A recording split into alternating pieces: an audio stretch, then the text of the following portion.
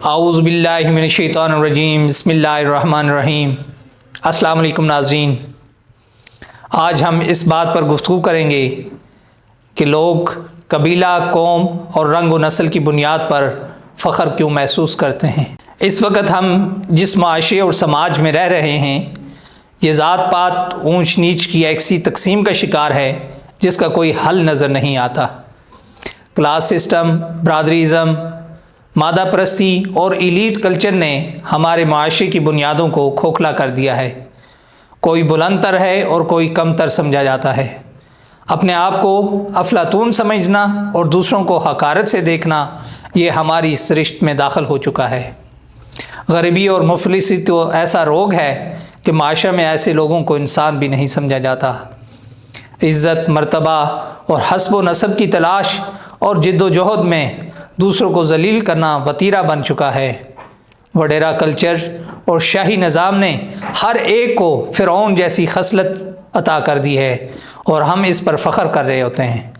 اگر ہم واقعی اپنے آپ کو مسلمان سمجھتے ہیں اور اسلامی تعلیمات کی پیروی کرنا چاہتے ہیں تو ہمیں حسب و نسب کے خول سے باہر نکلنا ہوگا۔ خاندانوں اور قبیلوں میں انسانوں کا تقسیم ہونا کائنات کے تنوع کا ایک رنگ بھی ہے اور اس انسانی شناخت کی وجہ بھی، لیکن قوم، خاندان، قبیلہ وغیرہ کی تقسیم سے ان کے اعلیٰ و ادنیٰ، برتر و کمتر ہونے کا فیصلہ نہیں کیا جا سکتا، اور نہ ہی اس وجہ سے ان کے حقوق کا تعین کیا جا سکتا ہے، اور نہ ہی کوئی خاندان یا قبیلہ اپنی نسل اور قومیت کی بنا پر برتری اور فخر کا اظہار کر سکتا ہے۔ قرآن کریم میں سورہ حجرات میں ارشاد باری تعالی ہے، اے لوگو، ہم نے تمہیں ایک مرد اور ایک عورت سے پیدا کیا اور تمہارے خاندان اور قومیں بنائیں تاکہ تم ایک دوسرے کو پہچان سکو۔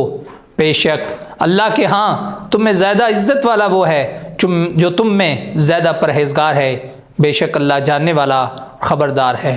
نبی کریم صلی اللہ علیہ وسلم نے قبائلی، سماجی، جغرافیائی اور سیاسی تعصبات کی نفی کر کے انسانی حیات کے دو بنیادی حقیقی پہلوؤں کی طرف متوجہ کیا۔ ایک تو یہ ہے کہ ہر انسان ابن آدم ہے، یعنی تمام انسان اپنی تخلیق کے اعتبار سے ایک باپ کی اولاد ہیں۔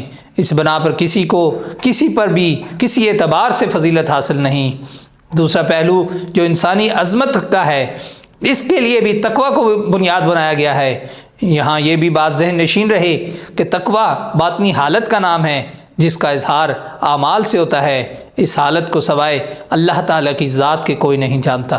فتح مکہ کے دن حضور اقدس صلی اللہ علیہ وسلم نے خطبہ دیتے ہوئے ارشاد فرمایا، اے لوگو، اللہ تعالیٰ نے تم سے جاہلیت کا غرور اور ایک دوسرے پر خاندانی تفخر دور کر دیا ہے، اور اب صرف دو قسم کے لوگ موجود ہیں، ایک پرہیزگار اور متقی شخص جو کہ اللہ تعالیٰ کی بارگاہ میں معزز ہیں، اور دوسرا گناہ گار اور بدبخت جو اللہ تعالیٰ کی بارگاہ میں ذلیل و خوار ہیں۔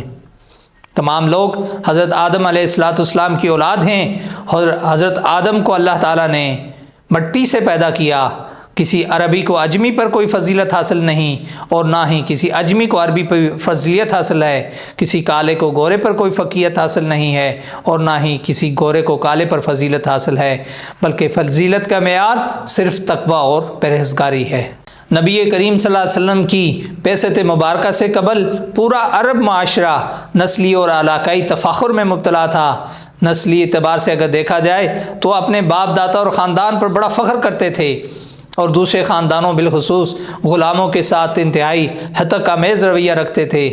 اس طرح علاقائی تناظر میں اگر دیکھا جائے تو اہل عرب غیر عربوں کو اجمی کہتے تھے۔ نبی کریم صلی اللہ علیہ وسلم نے تعصب و تفاخر کے ان دونوں باطل تصورات کا مختلف صورتوں میں خاتمہ کیا۔ ان میں سب سے پہلے آپ صلی اللہ علیہ وسلم نے غلام آزاد کرنے کی اہمیت اور اجر و ثواب کی خوشخبری دی، ان کے حقوق متعین کیے اور ان کو سماج کے مرکزی دائرے میں لے کر آئے۔ آپ صلی اللہ علیہ وسلم اگر غلاموں کی صرف حقوق ہی متعین فرماتے اور مختلف صورتوں میں ان کی آزادی کا حکم نہ دیتے تو اس سے ان کے حقوق تو حاصل ہو جاتے، لیکن ان کے حوالے سے تعصبات کا خاتمہ نہیں ہو سکتا تھا۔ اس لیے آپ صلی اللہ علیہ وسلم نے سب سے پہلے ان کی آزادی کی ہی بات کی تاکہ ان کو غلام نہ کہا جائے۔ اس ضمن میں نبی کریم صلی اللہ علیہ وسلم کا حضرت سلمان فارسی کو نہ صرف غلامی سے آزاد کروانا بلکہ ان کو اپنے خاندان کا فرد قرار دے کر علاقائی تعصبات کا خاتمہ کرنا ہی ایک جہد ہے۔ اس طرح کی ایک اور مثال حضرت بلال رضی اللہ تعالیٰ عنہ کو فتح مکہ کے موقع پر کعبہ کی چھت پر کھڑے ہو کر اذان دینے کا حکم تھا۔ حضرت بلال کے اذان دینے کے موقع پر قریش کے چند لوگوں نے جس طرح کی تعویلیں دیں اور آراء دی، اس سے یہ واضح ہوتا ہے کہ نبی کریم صلی اللہ علیہ وسلم کا اتنے عظیم الشان موقع پر ایک آزاد کردہ غلام کو اس اعزاز سے نوازنا فی الحقیقت اس متعصب فکر ہی کا خاتمہ تھا جو برتری کے جھوٹے دعوے میں مبتلا تھی۔ اسلام کی ان واضح تعلیمات کے ہوتے ہوئے کسی انسان کہ کسی بھی حوالے سے اپنے آپ کو دوسروں سے برتر، اعلیٰ اور فائق سمجھنے جیسی سوچ کی نفی ہوتی ہے۔